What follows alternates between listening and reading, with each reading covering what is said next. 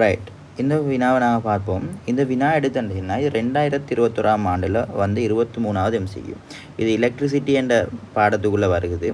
இந்த கொஸ்டின் எடுத்து பார்த்தீங்கன்னா உங்களுக்கு வினாவை பார்க்கலாம். அப்போ இந்த கேள்வியை நான் எக்ஸ்பிளைன் பண்ணுறதை நீங்கள் பார்க்கறதுக்கு முன்னாடி வீடியோ கொஞ்சம் ப்ரோஸ் பண்ணிவிட்டு நீங்கள் ஒரு தடவை ட்ரை பண்ணி பார்த்துட்டு உங்களுக்கு விட வருகுதா இல்லையா ட்ரை பண்ணி பார்த்துட்டு இந்த வீடியோ நீங்கள் பார்க்குறது உங்களுக்கு யூஸ்ஃபுல்லாக இருக்கும்னு நான் நினைக்கிறேன். ஸோ நாங்கள் இப்போ வினாக்குள்ளே போவோம். உருவில் காட்டப்பட்டுள்ள சுற்றை கருதுக. 12 வோல்ட் களத்தின் அகத்தடை புறக்கணிக்கத்தக்கது. இந்த 12 வோல்ட் களத்தின் அகத்தடை R புறக்கணிக்கத்தக்கது. ஸோ 0 இருக்கும். அதேவேளை மையப்பூச்சிய வோல்ட்மானி லட்சியமானது. இந்த மையப்பூச்சிய வோல்ட்மானி லட்சியம் மனுஷனாயிட அகத்தடை எடுத்து பார்த்தா முடிவிலியாக இருக்கும். முடிவிலி அகத்தடையை கொண்டிருந்தால் இதனூடாக இந்த வோல்ட்மானினூடாக மின்னோட்டத்துக்கு இப்படியோ எந்த திசையிலையும் பாய இயலாமல் இருக்கும். அப்போ முதலாவது அந்த விஷயத்தை நாங்கள் விலங்கெடுத்துக்கொள்ளோம். அப்போ இந்த வோல்ட்மானினூடாக மின்னோட்டம் பாயாது. வோல்ட்மானியின் வாசிப்பு பெருமானம் யாது? இப்போ வோல்ட்மானியோட வாசிப்பு தான் கேள்வி. ஸோ நான் முதலாவது பாயிண்ட் உங்கள்கிட்ட சொன்ன விஷயம் என்ன, இந்த வோல்ட்மானி குறுக்கே மின்னோட்டம் பாயாது. இங்கே மின்னோட்டம் பாயாது, இங்கேயும் மின்னோட்டம் பாயாது. ஸோ அப்போ நாங்கள் வினாக்குள்ளே போனோம் என்றால் நாங்கள் ஒரு விஷயத்தை விலங்கெடுக்கணும். இந்த 12 வோல்ட் பேட்டரியிலிருந்து வார மின்னோட்டம் ஐயானது இவடத்துக்கு வரும். இந்த பாயிண்ட்டுக்கு வந்துட்டு அவருக்கு 2 பாத்வே செய்கி, இப்படி ஒரு பாத்வே. இந்த 2 பாத்வேனூடாகவும் மின்னோட்டம் பிரிஞ்சு போகணும். அது எப்படி பிரிஞ்சு போகும்னு பார்த்தீங்கன்னா முதலாவது பாருங்க, இந்த வோல்ட்மானினூடாக மின்னோட்டம் பாயாது தானே. ஸோ அந்த வோல்ட்மானி ஈக்கிறதும் இல்லைன்னு 2ம் ஒன்று தான். ஸோ அதுக்குள்ள மின்னோட்டம் பாயாது. இப்போ பார்த்தோன்னா இந்த பாத்வேல எடுத்து பார்த்தேன்னா 100 ஓம் ஒன்றும் 20 ஓம் ஒன்றும் ஈக்கு. அப்போ மொத்தமாக 120 ஓம் தடையுது. அதே நேரம் இந்த பாத்வே எடுத்து பார்த்தீங்கன்னா 50 ஓம் இங்கே 70 ஓம் இருக்குது. ஸோ அந்த பாத்வேல 120 ஓம் இருக்குது. அப்போ 2 பாத்வேலையுமே சம தடைகள் தானே இருக்குது, 120 ஓம்.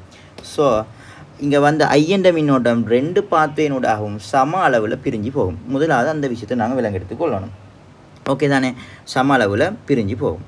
ரைட். அப்போ நான் ஒரு பேசிக்கான ஐடியா உங்களுக்கு தந்தி. இப்போ நாங்கள் கொஸ்டனுக்கு ஈஸியாக எப்படி ஆன்சர் போகணும், இதுக்கு நிறைய மெத்தடில் செய்வாங்க, பல பேர் பலமாய் செய்வாங்க. நான் ஈஸியாக உங்களுக்கு எக்ஸ்பிளைன் பண்ணேன்னு பாருங்கள். எப்படி ஈஸியாக இந்த கொஸ்டனுக்கு ஆன்சருக்கு போகணும் என்றால், எங்களுக்கு தெரியும் இது 12 வோல்ட் பேட்டரி என்றால் இந்த பேட்டரி குறுக்கையான அழுத்த வித்தியாசம் 12 வோல்ட்.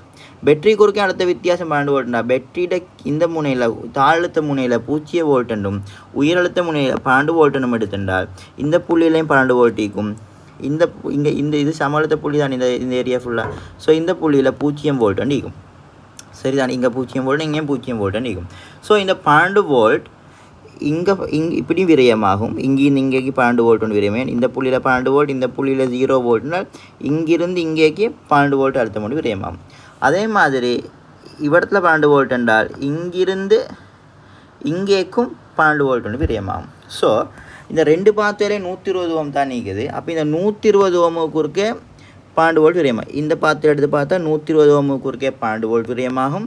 இந்த பாத்வேல் எடுத்து பார்த்துட்டாலும் 120 ஓமுக்கு குறுக்கே 12 வோல்ட் ஒன்று விரயமாகும். ஸோ 12 வோல்ட் அழுத்தம் விரயமாகுது 120 ஓமில் என்றால் 50 ஓம் தடையில் எவ்வளோ விரயமாகும் என்று எங்களுக்கு கேட்கலாம், பார்க்கலாம். 50 ஓமில் எவ்வளோ விரயமாகும், 5 வோல்ட் விரயமாகும். அப்போ 70 ஓமில் எவ்வளோ விரயமாகும், 7 வோல்ட் விரயமாகும். ஸோ அப்போ அந்த அடிப்படையில் எங்களுக்கு ஈஸியாக ஆன்சருக்கு போகலாம். எப்படி என்றால், எப்படி இந்த 50 ஓம் தடை குறுக்கே 5 வோல்ட் விரயமாகும், இது குறுக்கே 5 வோல்ட் அழுத்தம் விரயமாகினால் இந்த புள்ளியிலிக்கு அழுத்தம் 12 போனால் 7 வோல்ட் ஆகிக்கும். இப்போ நான் அதே மாதிரி இன்னொரு விஷயம் சொன்னவங்கள்ட்ட 70 ஓமுக்கு குறுக்கே 7 வோல்ட் விரயமாகும். பாருங்க, 70 ஓமுக்கு குறுக்கே 7 வோல்ட் விரயமாக தான் இல்லை. இந்த புள்ளியில் 7 வோல்ட், இந்த புள்ளியில் 0 வோல்ட்னால் இது குறுக்கே எவ்வளோ விரயமாகிக்கும், 7 வோல்ட் விரயமாகிக்கும். ஸோ எனக்கு இந்த புள்ளியில் அழுத்தம் தெரியும் 7 வோல்ட். அதே மாதிரி இந்த பாத்து எடுத்து பார்த்தென்றால் அந்த பாத்து எடுத்து பார்த்தீங்கன்னா 100 ஓம் ஒண்டிக்கு 20 ஓம் ஒண்டிக்கு மொத்தமாக 120 ஓமு குறுக்கே தான் 12 வோல்ட் விரயமாகும் என்றால் 100 ஓமு குறுக்கே 10 வோல்ட் விரயமாகும். 20 ஓமு குறுக்கே 2 வோல்ட் விரயமாகும். ஸோ 12 வோல்ட்லிருந்து 10 வோல்ட் போனால் 2 வோல்ட் மிச்சம். அப்போ இந்த புள்ளியில் 2 வோல்ட் அழுத்தம் வரும். இந்த புள்ளியில் 2 வோல்ட் என்றால் இந்த புள்ளியிலையும் 2 வோல்ட் தான், இந்த புள்ளியிலையும் 2 வோல்ட் தான். ஏன் இங்கிருந்து இங்கே வரங்காட்டியும் அந்த பாத்வேல எந்த ஒரு தடையும் இல்லை. ஸோ ஒரே அழுத்தம் இருக்கும் அந்த லைன் ஃபுல்லாக. இங்கே 2 வோல்ட், இங்கே 2 வோல்ட், இங்கே 2 வோல்ட். பாருங்கள், இங்கே 2 வோல்ட், இங்கே 0 என்றால் 20 ஓமுக்கு இருக்க 2 வோல்ட் விரயமாகுதா இல்லையா? விரயமாகுது. இங்கே பாருங்கள் 12 வோல்ட், இங்கே 2 வோல்ட் என்றால் இந்த 100 ஓமுக்கு இருக்க 10 வோல்ட் விரயமாகுதா இல்லையா? விரயமாகுது. ஸோ இப்போ எனக்கு கேட்ட கேள்வி இந்த வோல்ட்மானியின் வாசிப்பின் பெருமானம் யாதுன்றது. வோல்ட்மானியின் வாசிப்பு எப்படி?